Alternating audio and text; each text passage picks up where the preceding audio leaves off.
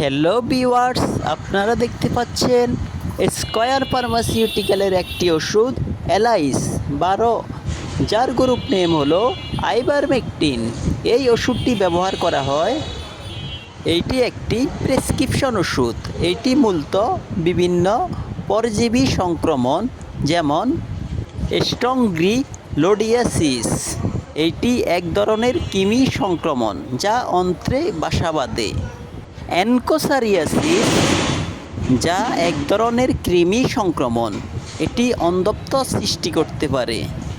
স্ক্যাবিক্স, এটি ত্বকের একটি সংক্রমণ যা ক্ষুদ্র মাকড় দ্বারা সৃষ্টি। হেড লাইস, এটি মাথার উকুন নিরাময়েও ব্যবহার করা হয়।